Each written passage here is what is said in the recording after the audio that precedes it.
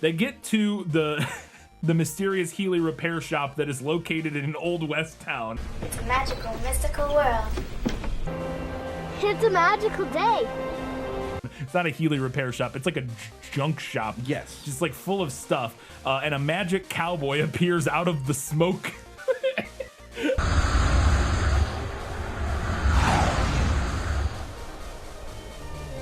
Howdy, partners.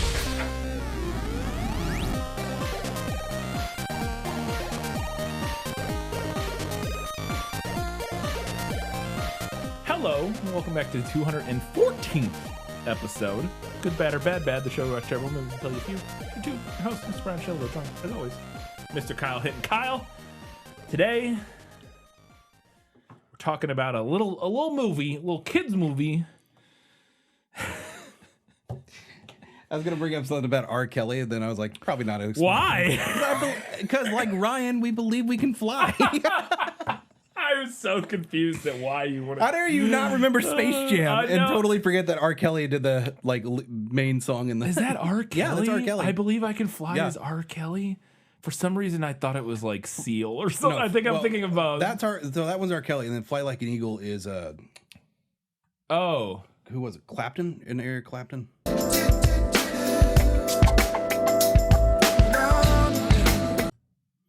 I don't know. It's been a while since That's I've been heard that so. one. I have But no yeah, idea. no, that's R. Kelly. Oh my goodness, that's upsetting. All right, well, anyway, so not talking about R. Kelly, we're talking about a little movie called Flyin Ryan. Watch Ryan use his magical flying powers to rescue his friend Theo! and save the day. Flyin Ryan. The sky's the limit. So this movie, we have a physical copy because somebody sent it to us in the mail not too long ago. It was one of the, I don't know, 1 or 2 mailbags ago. We got this one, and I was looking through movies for this episode in here on our bookshelf and saw this one. I was like, this looks, the cover, I mean, Yes, immediately it's spoke to me. incredible. And then I was like, looked it up and realized Red Letter Media did cover this like a decade ago.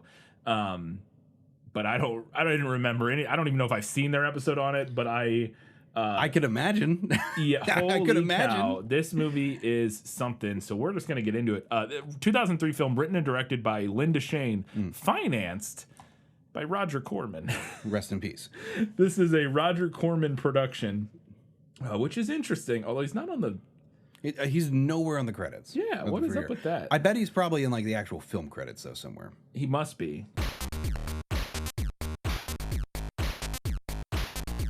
Because yeah, on At least a Wikipedia, special thanks.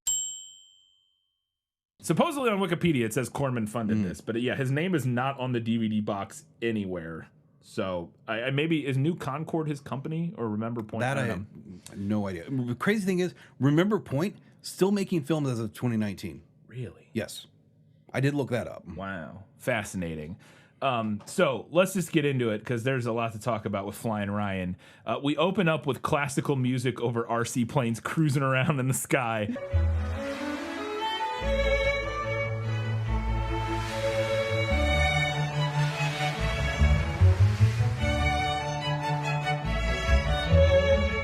I will say also, I was reminded that there was a very niche YouTuber that I watched briefly like more than a decade ago, who was named Flyin Ryan, and his channel was just him testing and reviewing like drones and RC planes and helicopters and stuff like that. That's incredible.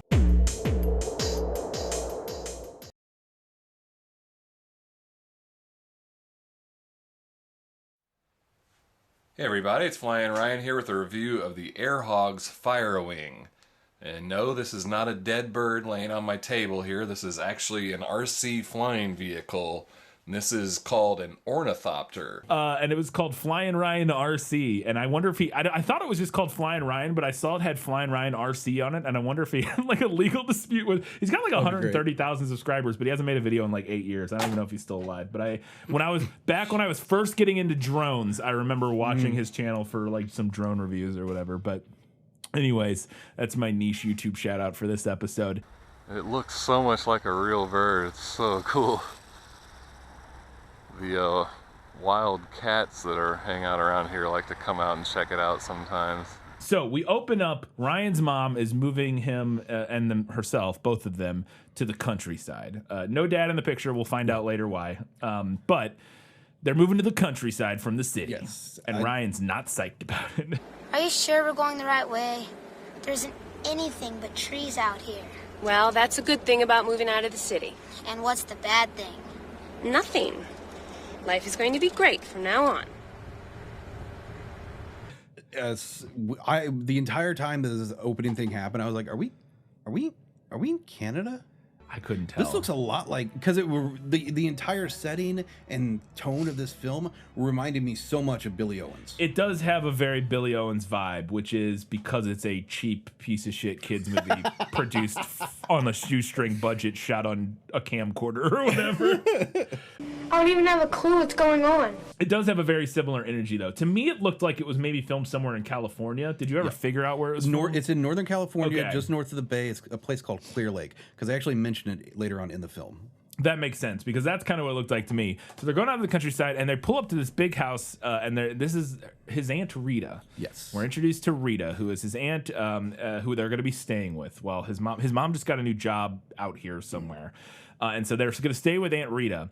And boy, the performance from Aunt Rita in this movie. She is wild.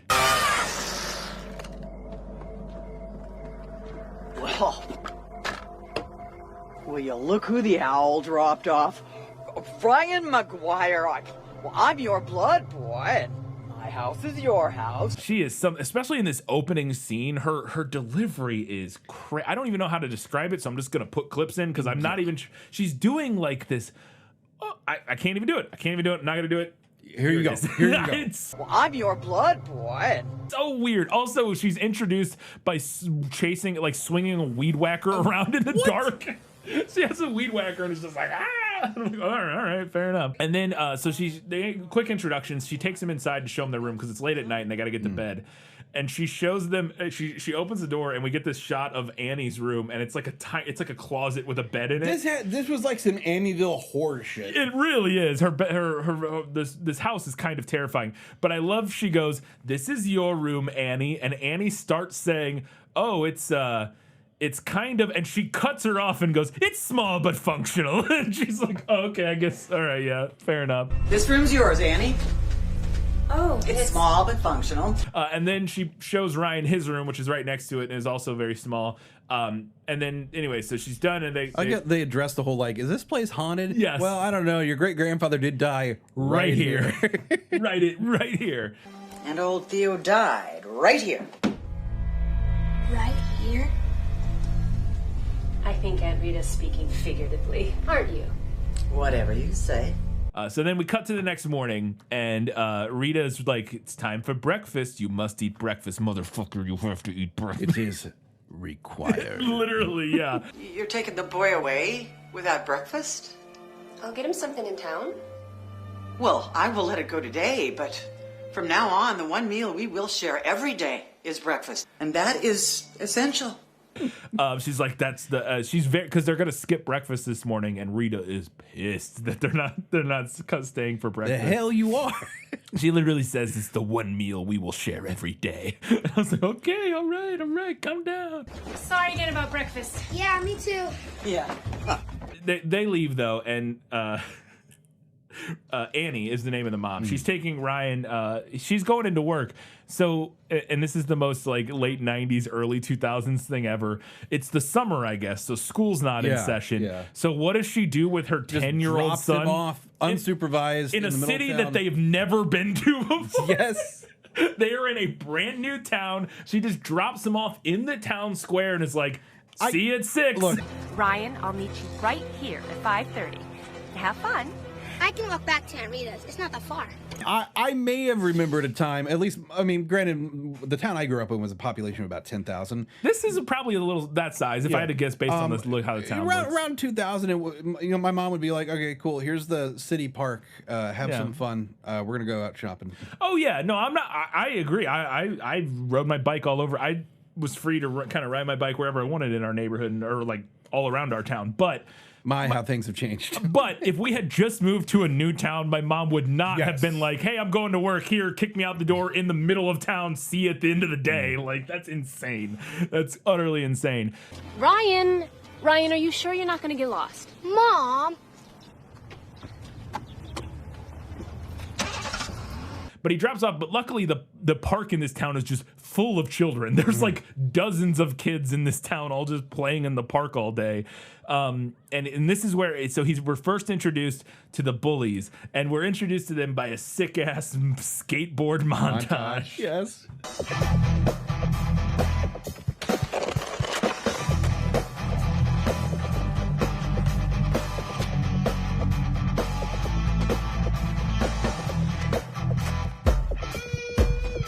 Whoa, it's so rad. Whoa. And they're just like look at these rebel kids with their helmets and safety pads on. Yeah, doing kick flips in the park. Whoa, it's so rad.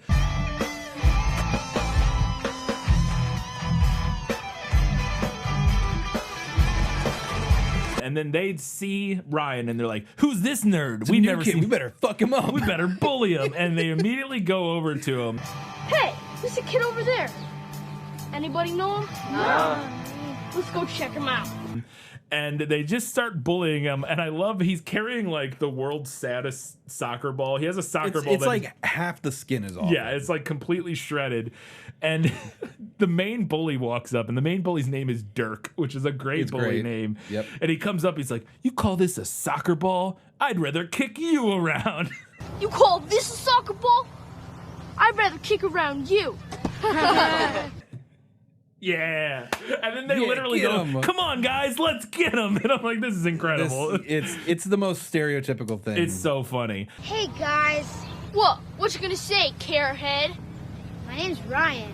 I'll call you whatever I want to call you, jerkhead. Dork. Moron.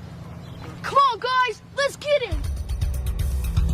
And then he just tries to murder Ryan. He like pushes him into the lake, and they just stand there and watch him drown. Your history.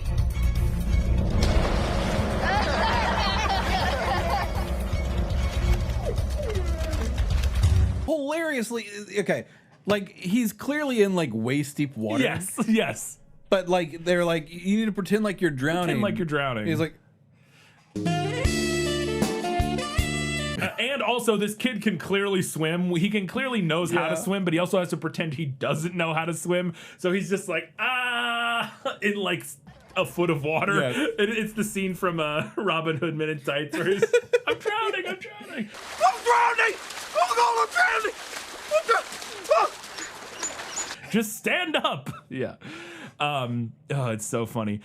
So he, anyways, they push him in the lake. Luckily, the bully's dad is there. Shows up. And hang on, what is? They say his dad is like they're rich, I guess, or something. I guess, like yeah. Or well-to-do.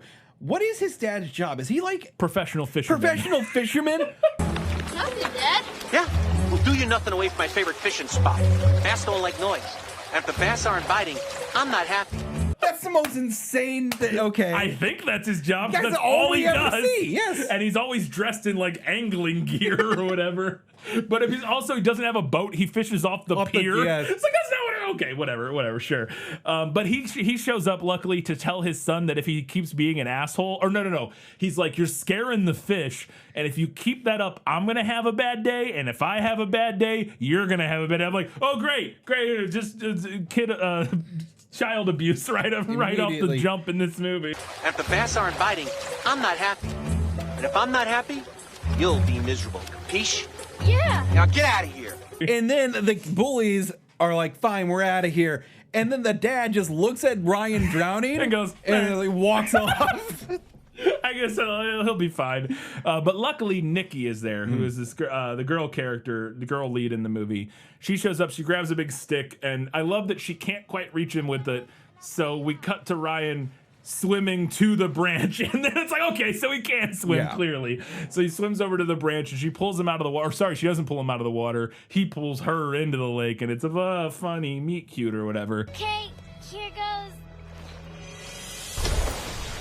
But they get out of the lake and they're walking through the park and they're instantly dry. Yep. It's just immediately like dry already. It's like, all right, fine. It's like Californian summer, Yeah. And I love during this conversation, they've just met each other and she's like, you might want to have your dad teach you how to swim. And he's like, my dad's dead.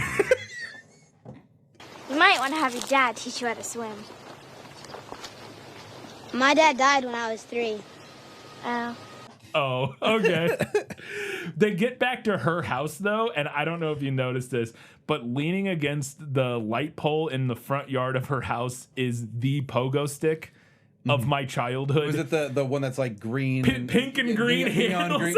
Yep, I had that one too. Yes, everybody had that pogo stick, Kyle. I think it's the only pogo stick they made for like 30 years. Because we had them in my gym classes. We had them everywhere. It is the pogo stick. And that pogo stick was probably 10 years old at the time. Yeah, 100%. Because there was that era, I don't know what it was, about the late 80s and early 90s where everything was neon pink and green. Yes. Yep. What a color scheme. It's great. But yeah, everybody I knew had that pogo stick. This is where I live.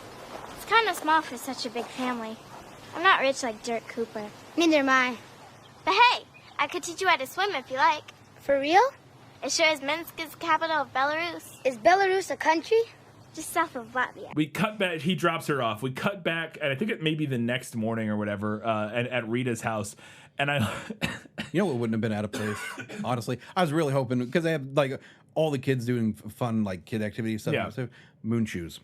Oh yeah, moon shoes would have been a lot of fun. Why are there no moon shoes? We'll get to some of the other shoes that are in this movie in just a second. But so Rita's a nurse, and she's talking about how she's doing really well at her job already. To Rita, she's like, they're gonna put me on a surgery or whatever. Like I'm gonna assist with a surgery, and Rita's like, I don't trust them doctors. And literally, she's like, I'm glad somebody likes doctors. They're doctors are the worst. When you go into the hospital, they just make you worse. Whatever. And she's like, okay, sure. I got asked to assist Dr. Warzeka in surgery this afternoon. I'm glad somebody around here likes doctors. You ask me, you go into a hospital, you don't get any better. You just come out worse. But she left some random shoes in Ryan's seat as a present. And he picks these shoes up and they're just covered in mud. And he's like, they got holes in the bottoms. Those shoes seem to be just his size. Oh, I forgot something. Mom, these shoes are gross.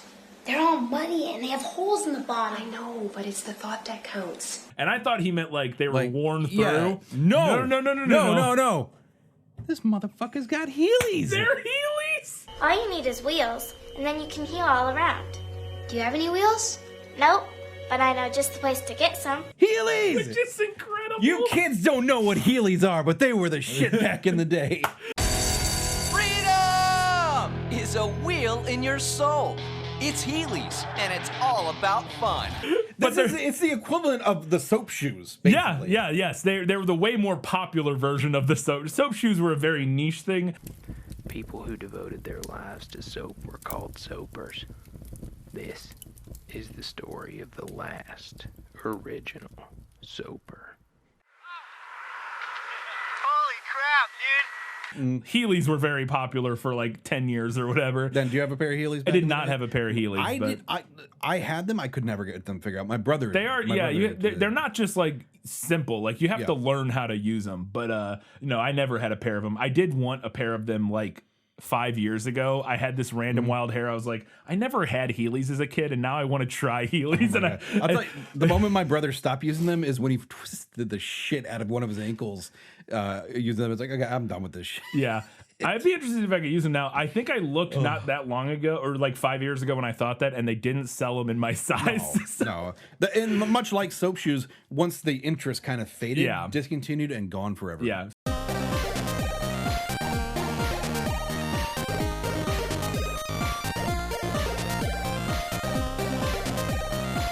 Oh, also she gives him, along with the shoes, she gives him these reflectors. These reflectors, boy, I got these off of one of your father's old model airplanes. She says your father. This was stuff that he would have, quote unquote, had on his RC planes or whatever. Yeah. But those are clearly like bike reflectors. Yes. Because it would be way too heavy for a plane to use. Well, and then we see a shot later where he's like going through the barn and he finds a piece of an RC plane and he goes, oh, this must be my dad's because it has one of the reflectors on it. And it's just a giant bike reflector on the tail of the plane. It wouldn't fly. It would immediately drop. It's so stupid. But anyway, so she gives him these reflectors, and I don't think we ever see him do it, but he sticks them to the back of the Heelys for some reason. Yeah. Why would you? Okay, sure. Well, whatever. he needs his indicators, brake, left, right. Yeah. So he puts these, and they're supposedly belonged either to his father or Theo, who was an amateur pilot or something like that.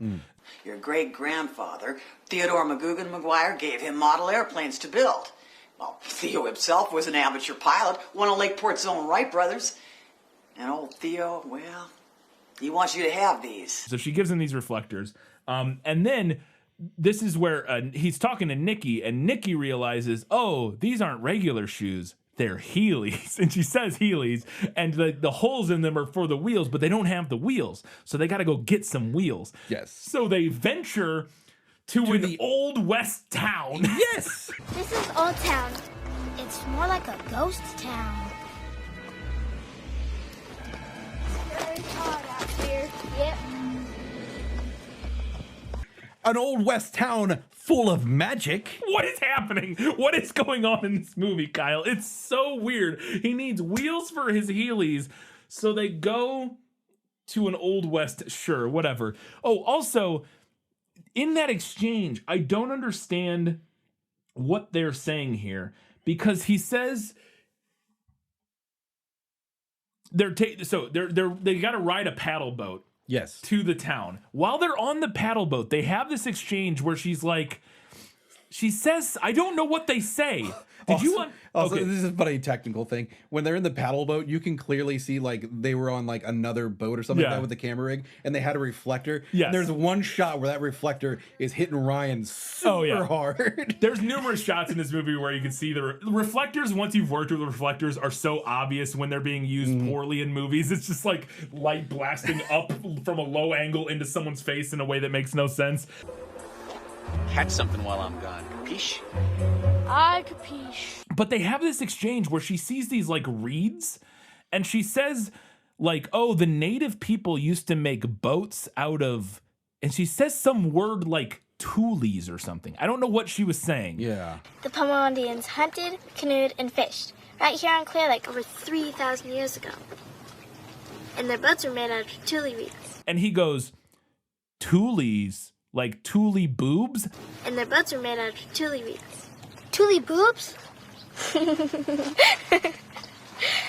Tule reeds, silly. I swear he says tule boobs, and what she does goes, that mean? I don't know what he said. I honestly don't think that's what he said, but I'm going to put it in here if you know what they're saying. And then she goes, no, tule reeds. And she points to the reeds, and I'm like, what words are you saying? It's the weirdest. I have no idea what they were saying. So if somebody knows and understands what was being said there, please explain to me, because I could not parse it. Anyways, we're just some ignorant rubes from the Midwest. This could be like an indigenous kind of like. I have no idea. I just truly, I swear he says boobs, and I'm like, what is it? What? I don't understand what's happening. Anyways. Tule boobs? They get to the mysterious Heely repair shop that is located in an old west town. It's a magical, mystical world. It's a magical day. It's not a Heely repair shop. It's like a junk shop. Yes. Just like full of stuff. And a magic cowboy appears out of the smoke.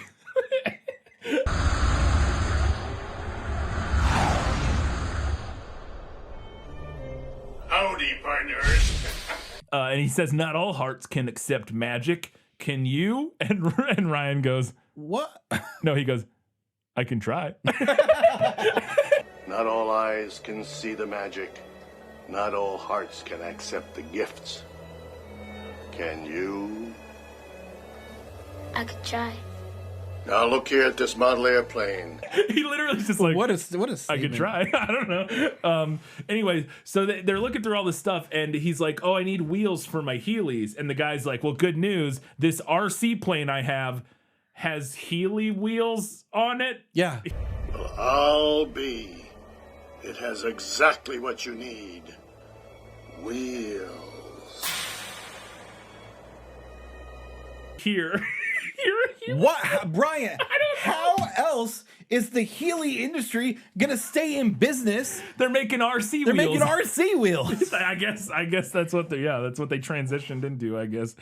It's so good. And then so he's got to try out his new Heelys, so she like tows him behind her bike. Yes. He's using a jump rope to get towed tied to her bike. It's pretty good. It's so funny. Come on, go for it. So then they're rolling through the park, and we get another sick skating montage because the bullies are here again. But this time there are girls watching, and it's so cool. Wow, gnarly, bro.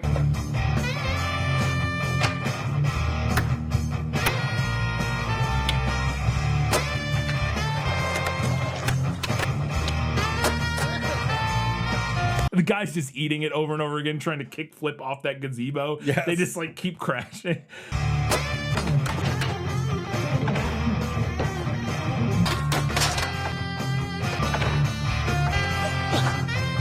Ryan shows up and they like all run up to go bully him again. Somebody's got some wheels. They're okay. You think so? Yeah. But there's a little bit of dissension in the ranks here because Toby, one of the kids in the bully group, is a little hesitant. He's like, "Are you sure? Do we ought to be a jerk?" Dirk, maybe it's... You got a problem with this, Toby? Get lost, McGuire. And Dirk's like, "Yeah, man, well, fuck Ryan. We're gonna mess him up." Yeah. But Dirk makes him do it anyways. And then Dirk, when I say murder him, I'm not even kidding, walks over and is like, "I will cave your face in with my skateboard." And tries to take a swing at him. Yes. Want me to grind your face in, McGuire? Literally tries to murder him with his skateboard. And then a chase ensues and he's like runs away. Yeah. So Ryan's running. They run through a group of kids doing martial arts with some... And purposely everybody runs through them. Yes. There's nobody who moves to the side at all. Even Nikki at the end where she's like, at the back end running through, she's like, "Oh, yeah, yeah, whatever, little sensei," and then still goes through the kids like, "Just go around. Just go around. No. Just go around." Yeah, well, we had to establish them. And then, the thing that was crazy, I was like, they're counting, and I'm like, I know this. Ichini Sanshiko looks to Tachukuju. I can count to 10 in Japanese. I did it when I took judo for 2 years when I was 11, Kyle. Okay. So I could still count to 10 in Japanese. I did like one course of karate. But then the thing that's insane, so they run through this group of these martial arts kids like practicing with their instructor or whatever. Yeah. And then they run up into the gazebo and Ryan like accidentally knocks a bunch of tennis balls everywhere. And these kids get fucked up. Oh, they do. They eat shit.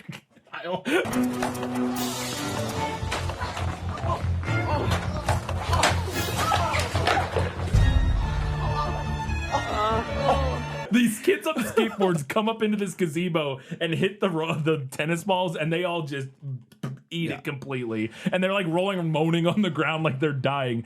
But then we cut back, and why is the karate instructor like involved with this at all? He attacks a kid. He spin kicks a kid in the head.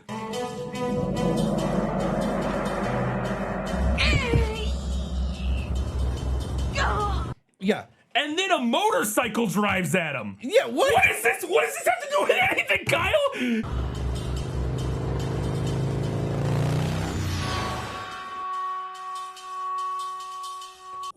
What does this have to do with anything? How is this guy involved? How is the motorcycle involved? Why does he drop kick that kid in the head? I was like, what? It's like a whole different movie is going on with this guy over here, and we see like one scene of it, and then we move on. I'm like, what is happening? It's so weird. This man went to Clear Lake for one dream, to open his own karate dojo.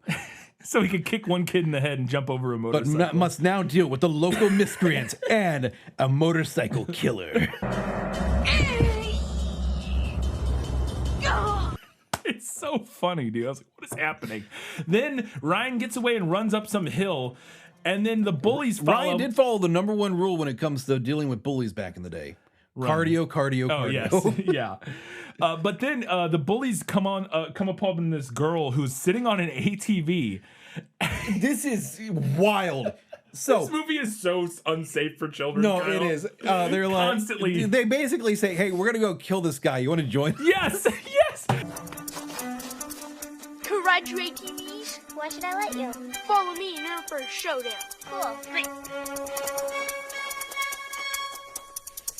They're like, hey, we're gonna go kill this kid. Can we use your ATVs? She has 2 ATVs just next to her. They were just gonna ride on the back of hers or something like that. Yeah, and no. They just pan over. And there's just 2 unwritten. Why were those there? Oh, God. She's like, sure, I guess you can borrow them. I liked that the bullies were nice enough to ask her, can we borrow your ATV? And they put on their helmets because you know safety first when you have your murderous mob going to kill a kid. Also, that helmet's not going to do anything when that 3,000-pound ATV flips over and crushes your 10-year-old body, man. What are we doing here? Anyway, so then we get a bunch of 10-year-olds driving ATVs up into the mountains. Stuff like this is not safe. Hopefully those were actual adults and not children driving those. I don't think they were. I think they were kids.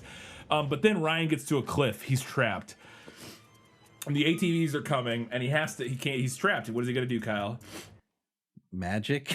He's gonna do some magic. He just stands there, and his reflectors start sparkling, and then he becomes Neil Breen.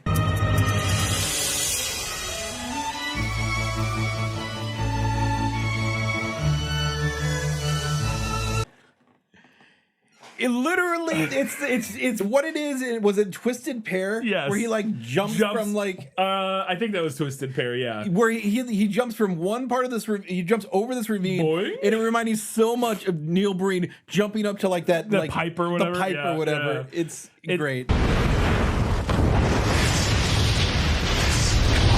It's green screened him and then I love the shot. I thought you were gonna say it's Neil Breen because it's like the shots where he's shooting the people from the sidewalk up into the sky.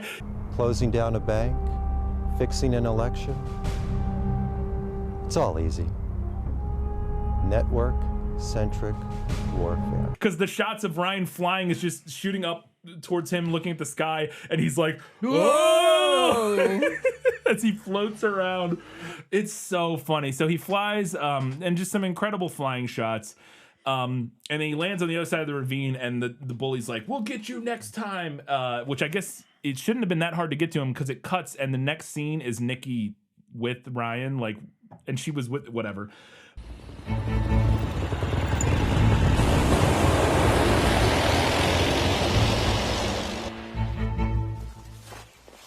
You really flew over the ravine.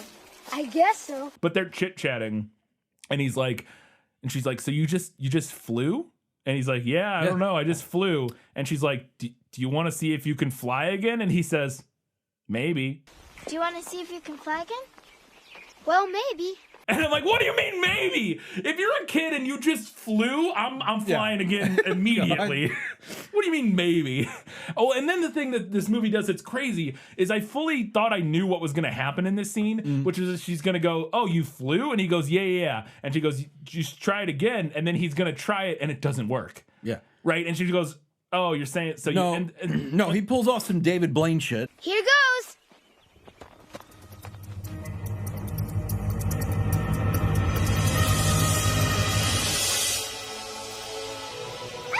He immediately flies, and she's like, "Oh, it real like I thought we were gonna get the thing where she like doesn't believe him, and he has to convince her." Or something. No. She just immediately he flies and gets stuck in a tree, and she's like, "Oh, I guess you can fly." It's, all right, fair enough. Ryan, are you okay?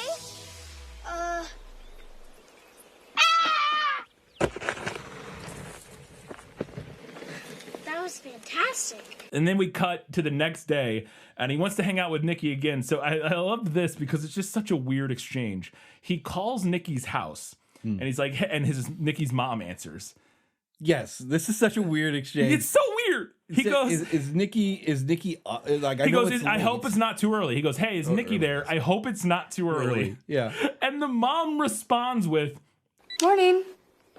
I hope it's not too early. Could I talk to Nikki, please?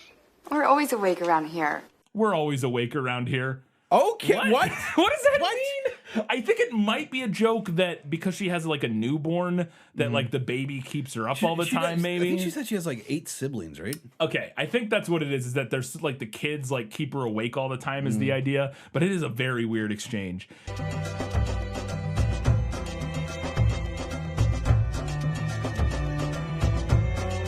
Before he leaves that morning, Rita gives him another gift because she gives him gifts like every morning. She gives him a key, and the key is to the barn, and she's like, "The barn is yours."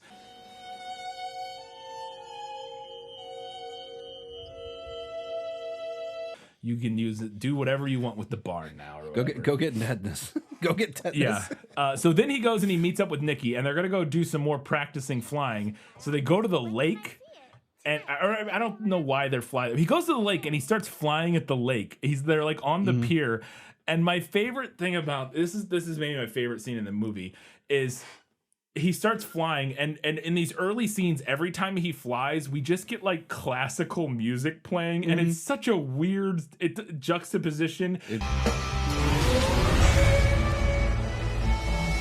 But then also the shots of him flying, obviously the wide shots where it's clearly composited in are very funny. My favorite shots in this whole thing were because you can imagine what is happening if you be outside of what you can is see it the in one where shot. it shows his feet? Yes. Yeah, those are great. We're looking at the lake and you just see his feet dangling in the shot.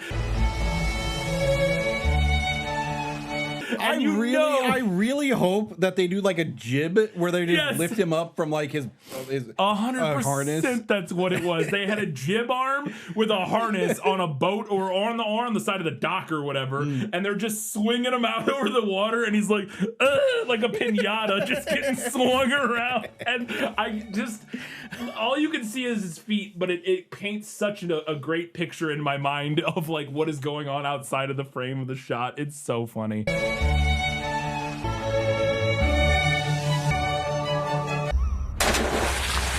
Also, apparently nobody else at the park saw him flying. They're in a public park. Yes. He flies past a boat that's like right there. And like there are many instances where this kid is clearly flying with and people there's around. No like local news report. No of, reaction. Like, Nothing at all. It's so weird. I do love Dirk's every outfit in this movie is like such a perfect time capsule of early 2000s, but Dirk in particular, his like I'm a bully outfits are so good.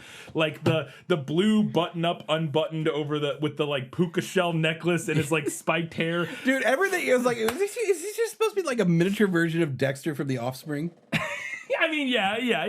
It's 2003. Everybody looked like that, Kyle, all the time. I looked like that in 2003. It's incredible. Gotcha, loser. Grow up.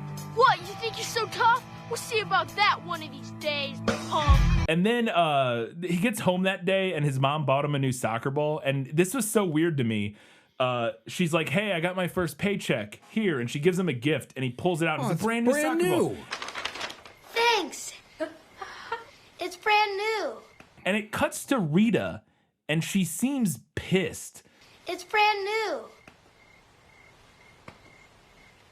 There's like a shot of Rita and I'm like, why is she mad that the mom bought him a soccer ball? What is it's very strange.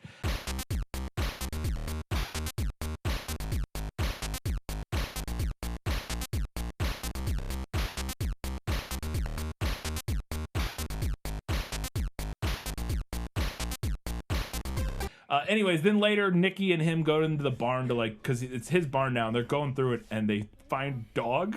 They find a dog. They find a dog. Look. It's a skunk. No, the tail isn't right. Raccoon? It's a dog. And they sneak it into the house, and they have a plan for it that we'll get to in a minute. There's also this great moment in the scene after that. We cut to the next day, and we're at Dirk's family's house, and his mom goes out to like pick up the paper, and his like skateboard is just on the sidewalk, and this like infuriates her. And I don't know what she starts yelling up at Dirk, and she's like, Dirk, come down here and pick up your belongings. And he sticks his head out the window and goes, I'm sleeping. Dirk Cooper, you come down here at once and clean up your belongings. I'm sleeping.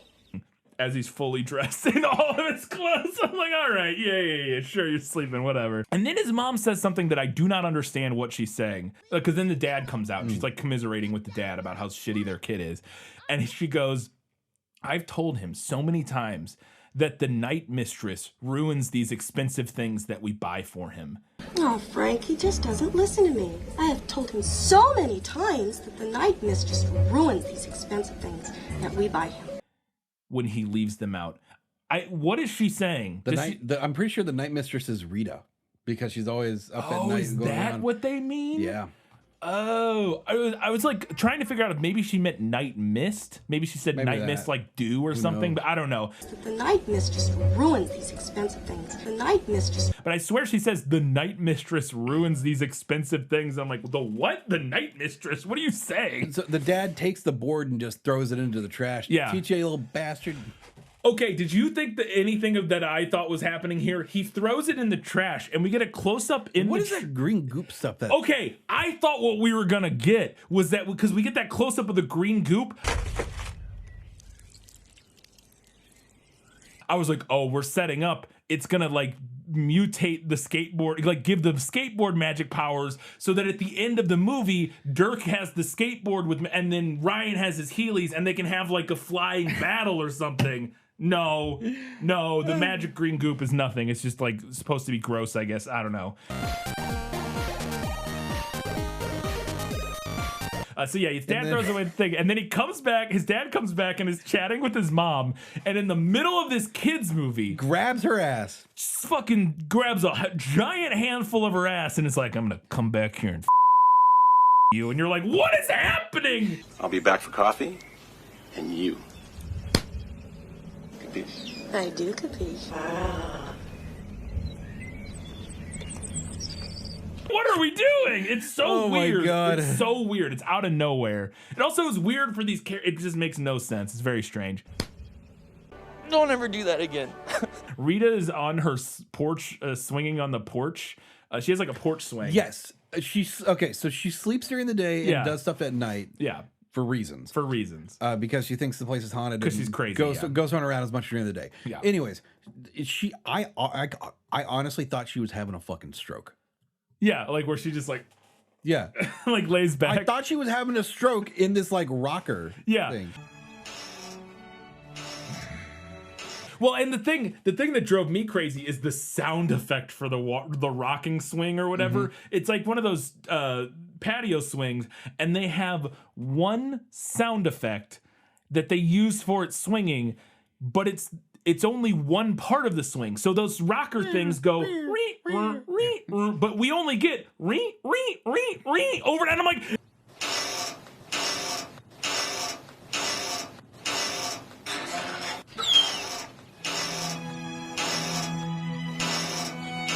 and it's just non-stop in the sand. I'm like, no, you're missing the other half of it. What are we? Oh my God, it's so infuriating. It's so infuriating.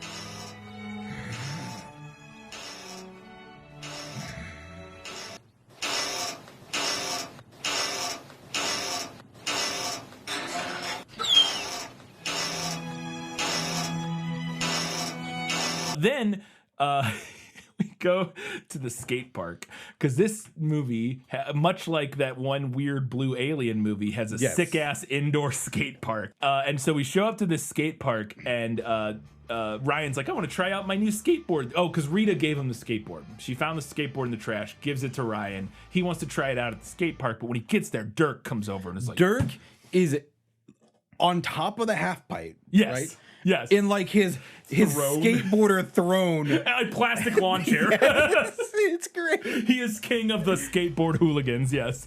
And he comes over and it's like, motherfucker. If you would have had them like all decked out with their safety gear and stuff, and just had one of the kids go in, just hop in and go, we going now, we kill. I know you're in pain, my dog of war, but soon. For now, we do this my way. We go in, we kill, shiny and chrome. It's so funny. So he, but anyway, so he comes over and he's like, "Hey, that's my skateboard, you little nerd. See that sticker? That's my skateboard." And Ryan's like, "I don't know, my aunt gave it to me." Hey, turn it over. Is that my red sticker with flamethrower on the bottom? Did you steal my board? No, Is that my board, McGuire? Yeah, I think it is. Yes, see the grind marks and the stickers? But I didn't steal your board. And he's like, well, where did she get it? And he's like, I don't know. And then so Dirk takes his brand new soccer ball that Nikki just brought for some reason and pops it with his bare hands. Is this your new soccer ball? Well, I'm not stealing it either. he like makes a stabbing motion, but I don't think he's holding anything, and it just pops the soccer ball. I don't know what's going on. Well, he means business. He really does. But then then they get out of there, and as they're leaving, Nikki explains that Rita goes through the trash. She goes through people's trash and just takes stuff, and she's like, that's what she does.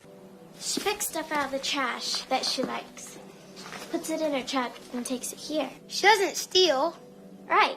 She's just a trash picker or scavenger. And Ryan's like, oh, that's weird. Okay, sure, whatever. Theo, you let me be. I got chores to do. And then I love that, I think it's while they're having, because they have like sleepovers every night, and they sleep on like the little balcony outside of his bedroom, or at least it seems to be like outside. And I love that night, as she's explaining this about, Nikki is explaining this about Rita, and she's like, I think she does it because she's like lonely or something like that. And Nikki just gets really existential and goes like, I wonder if I'll be alone when I'm older. What? I wonder if I'll be alone when I'm old. And Ryan's like, no, you're my best friend. We'll be together forever. It's like, all right, man. You won't. I'll always be your pal. And me yours. Good night, Nikki. Sweet dreams. Then that night, Dirk and his little hoodlum buddies show up to wreak havoc. Yes. And they have paintball guns, and they just paintball the shit out of Rita's truck. Yeah. You take this. I like to look at this sledgehammer. And then Dirk finds a sledgehammer and just starts destroying like some hobble like ornament. Yeah, things. initially it's some like just like pots or whatever, but then he goes up to the on her like banister or like railing at her house. She has these little like ceramic houses or something, collectible things, and he just starts smashing. He goes Gallagher on that shit. He really does. He smashes the shit out of them. But then Ryan comes out and like confronts them. Ryan and Nikki come out and like confront him, and they start running, and Dirk just takes Theo and runs away. No, Theo! Theo's the dog, by the way. I forgot to mention. A little Pomeranian. They named the dog Theo after his great grandfather or whatever.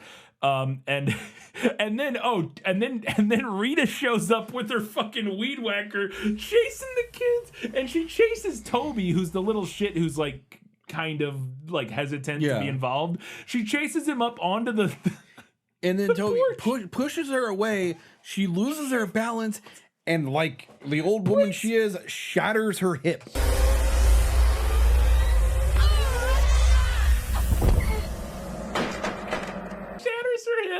And Toby fucking just almost murders her. So funny. She falls over and breaks her hip, and so she has to go to the hospital. And at the hospital, which is where Ryan's mom works, where Annie works, and they're in there talking to her, and the doctor's like, look, she doesn't have health insurance or anything, and also she doesn't want to be there because she hates doctors or whatever. Well, they're like, oh, she's got a broken hip, that's gonna need to be fixed. And they're like, all right, what can we do in the meantime? Plenty of bed rest. She has broken bone to get. She's gonna have a fat embolism. Fix that shit. Complete bed rest. Good. I have a bed at home. She has an irregular heartbeat. They're like plenty of bed rest. It's like, well, I don't think that's a problem because she has a broken hip. I don't think she can literally move, man. Like I don't think she's gonna be getting out of that bed. But Annie offers to become an indentured servant to the hospital if they will treat her aunt or whatever. Your aunt doesn't have any health insurance. I can make arrangements to send her over to county. Keep her here. I'll pay whatever it costs. I'll work 2 shifts a day. Are you sure you can handle that?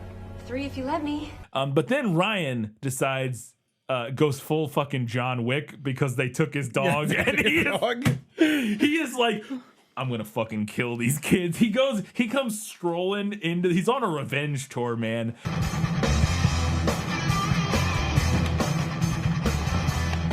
Anybody seen Dirk around? Get off the ramp. I will once you tell me where Dirk is. He strolls into the skate park and he's like, where the fuck is Dirk? I'm gonna kick his ass. And like one of the other kids there is like, I don't know where he's at, man. He's like, well, when you see him, you tell him I'm fucking looking for him. I don't know. I'm not his mommy. Well, if you see him, tell him I'm looking for him. Yeah, whatever.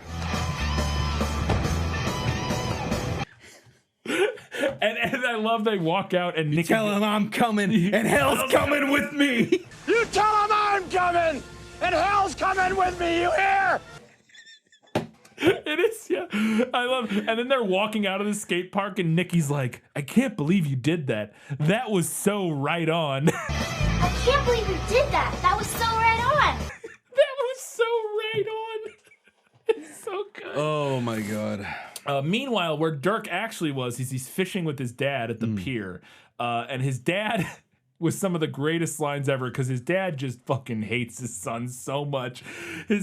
They're both fishing and like Dirk is like messing with his fishing rod and his dad turns and looks at him and goes, Stop moving around so much. Are you stupid?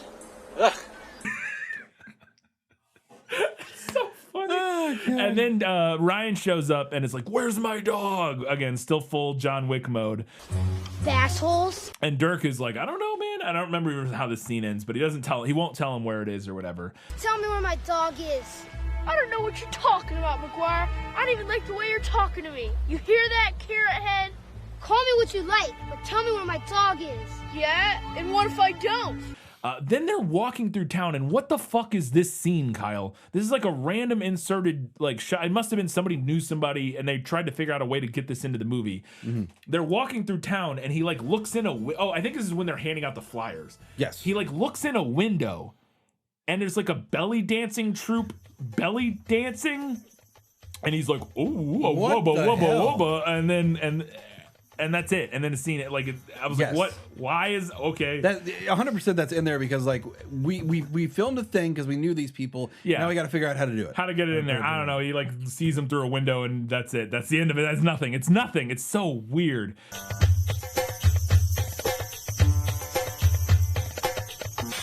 Then we cut to a park where this woman is doing an incredibly bad musical performance. It's so funny. I'm not gonna lie.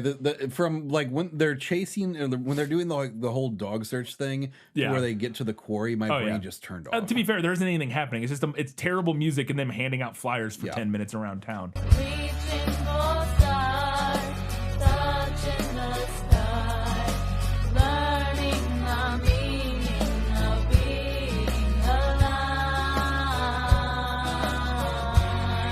They can't find the dog anywhere, so Ryan goes home and he's disappointed, but then Toby shows up and is like, hey, I just wanted to apologize for knocking over and almost murdering your Aunt Rita the other day. What is it? I'm sorry about your crazy aunt. Don't call her crazy. And Ryan's like, hey, that's fine. Tell me where Dirk took the dog. And I love Toby goes, Dirk wouldn't like me to do that. If you really are sorry, tell me where Dirk took your dog. Dirk wouldn't like me to. And Ryan's response is, dude, just do it. And he goes, okay. And tells him where, like, he just immediately caves. Ryan is like, just tell me. And he's like, fine, I'll tell you. Dirk wouldn't like me to. Dude, just tell me. Dirk sold the dog to his cousin Derek, who works at the old gold mine. He's gonna train it to be a guard dog. Dirk sold the dog to his cousin? Who works as a security guard at a gold mine? Yes. And the dog, he's training the dog to be a security dog. I wanted so badly for Toby to like be still kind of like withholding information, and then for Ryan to be like, all right then, fine. Grab him, fly him up, and threaten to drop him. Drop him and then like catch him halfway down. You got an answer for it. It's the thing from the thing from Batman. Yeah, Batman Begins, yeah. Swear to me. Swear to me. It's just Ryan just like dropping him over and over again, catching him. Swear to me. Where's he? Where's Theo? Where's Theo?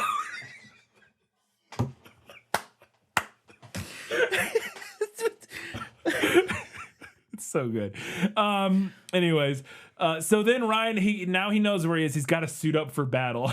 So he goes to the barn and grabs a bunch of random shit, including some hat that becomes a thing. I don't understand. That's the most important thing you can do with a hat in the early 2000s. Turns that shit backwards. Boom, let's go, It's baby. like we're getting ready for a goddamn Pokemon battle. Backwards hat, let's go. But he suits up. He puts his Heelys on. It's time for war, baby. And then he's got to go fly to the quarry. And I love his prepping for flying stance. Looks like a toddler taking a giant shit in their pants.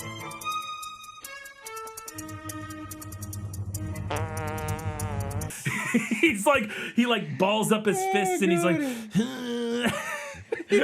and then the sparks start shooting out of his things, out of his reflectors, and he just launches up into the air. And this time we don't get the sick classical music. We just get kind of like rock, like bad yeah. rock music, which was disappointing. I loved the classical music.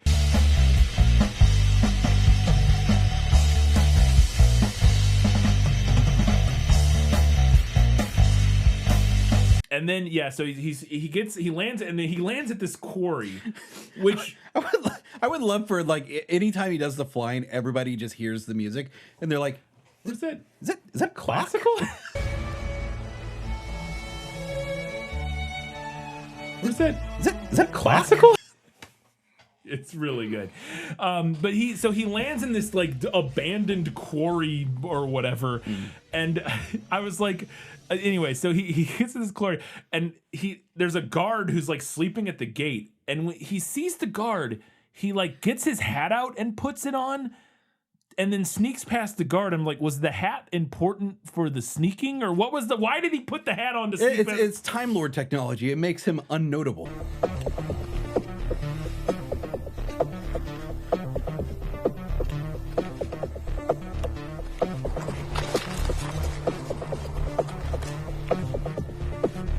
I guess. It's so weird. So he sneaks in, and then he pretty much immediately gets seen by, he sees the dog, but then immediately gets seen by Dirk and Dirk's cousin or whatever. And they just, a big chase ensues. I do like this little talk that Dirk has with his cousin that he sold the dog to, right?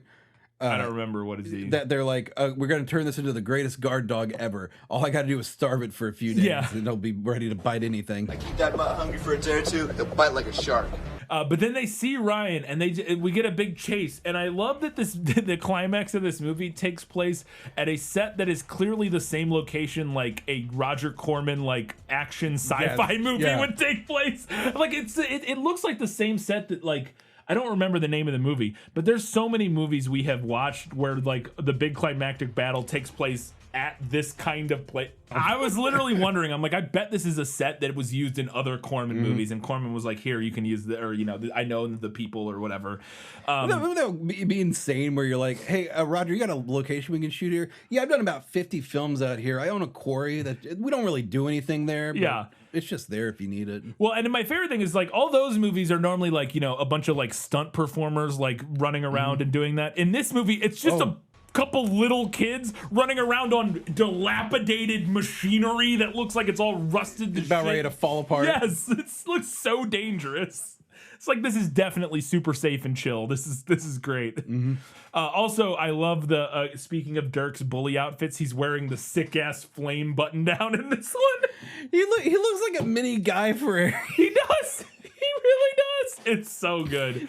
It is so good. We also see Ryan climb into some giant old nightmare machinery, and I was like, don't do that. Somebody's gonna flip a switch. Yes, exactly. We're gonna get Ryan's sausage here in a second. It's terrifying. And then they trap. He climbs up. He's running from him. He gets up onto some railing, and they're like coming at him from both sides. And he's like, "It's time." And what is it time for, Kyle? The flying shoes he has? No. He rappels down a rope. Sorry, not him. The 25-year-old stunt double that they had take his place.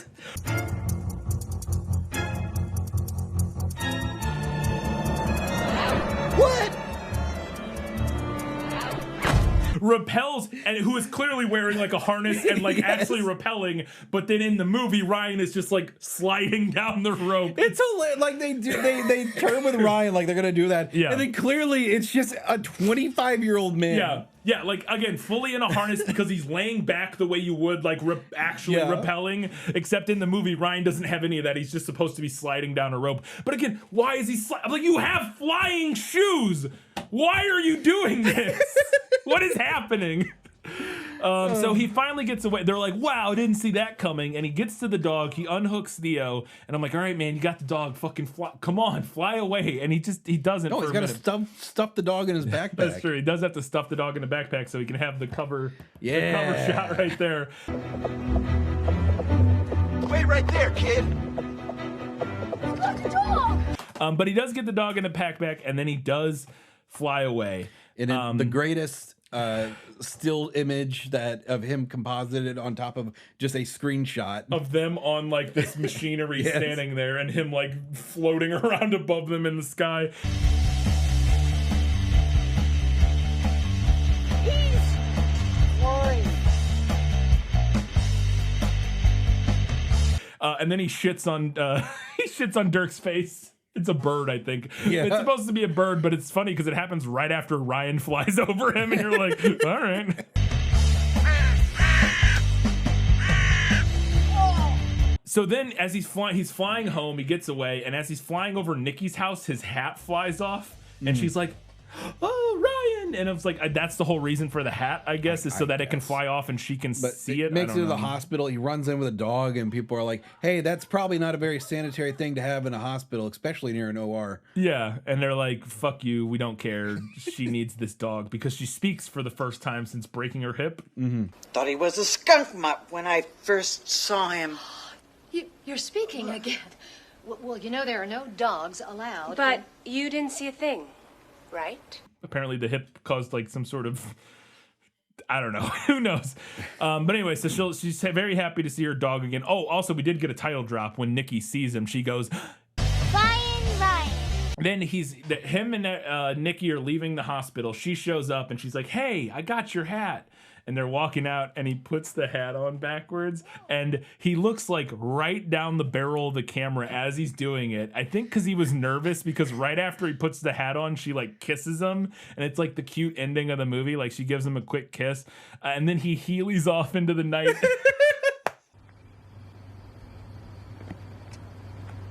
How you doing? Flying high. Hey, check these out. Heelys.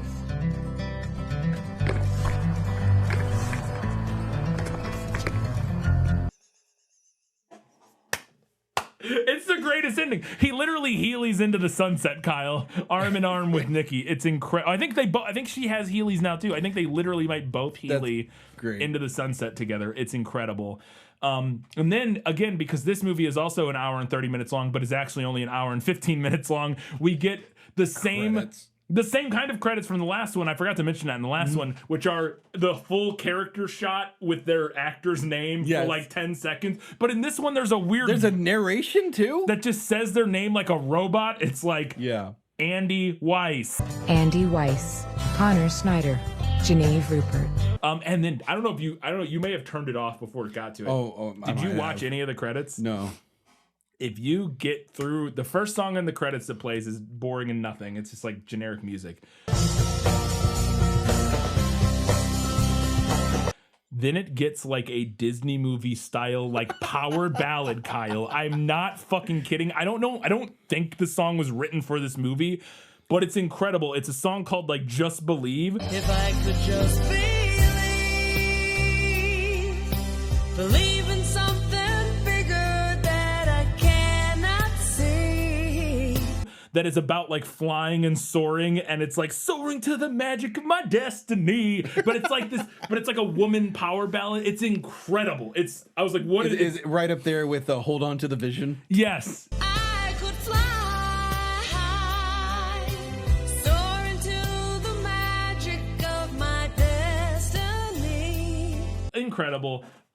This movie's good bad, I would say, in my opinion. There are times where it's definitely like can get boring, but it's definitely good bad. I don't think it's short enough. Like it moves quick enough. It's not like the most thrill a minute good bad movie ever, but it's goofy enough, and it's like especially the time capsule of the early 2000s. Like the clothes and everything are so funny to me. The one thing it was missing, or I've been like pure 90s. 2000s, a Tamagotchi pet. I would have loved for like Nikki to have like a Tamagotchi pet. Yeah. That's going to do it for this episode. As always, you can head over to patreon.com/GBorBB. Support us there. Get access to bonus content. We're talking about the Waffle House here in just a second. You'll see. It's crazy if you're a patron. That's all I'm going to say. That's all the tease you get right now. Can I get a waffle? Yeah, you got to learn. Do you know the code, Kyle? Do you know the secret? Do you know the secret Waffle House? Do you know the code? Do you know the code? Where does the jelly go, Kyle? Is it face up or face down? Is it sideways? Is it at 12 o'clock, 3 o'clock, 6 o'clock, or 9 o'clock? Do they want toast? Do they want toast? So you got to put the ketchup packet on there and flip it over. Make sure it's right side up or face down. Does it go on top of the cheese or under the cheese? And do you put a little dribble of hash browns on the plate or not, Kyle? That shit is insane. We'll get you guys. If you don't know what we're talking about, you're like, what the fuck are they talking about? There's a code. Waffle House has a secret code. Anyways, that's our bonus stuff on Patreon. I have a podcast called This Film Is Lit. We're talking about movies that are based on books. When this episode's out, our most recent episode will probably still have been Bram Stoker's Dracula, but if not, it will have been Into the Wild, which is our one we're doing after that. So one of those two. But we have merch, TeePublic, search for Good Bad or Bad Bad, all that sort of stuff. Check out the shorts. We're still putting out shorts everywhere on Facebook. I say everywhere. Facebook and YouTube are the main two places. Good Bad or Bad Bad highlights. There you go. Classic moments. Classic moments from Good Bad or Bad Bad episodes. So go look for those. I think one of the ones from our last episode we need to put out right away, which is us talking about the YouTube explainer video for that is a ready-made short right there, ready to go. So anyways, that's gonna do it. Check all that stuff out. As always, keep watching movies. Especially Flyin Ryan. Flyin Ryan! Flying! Where's Theo?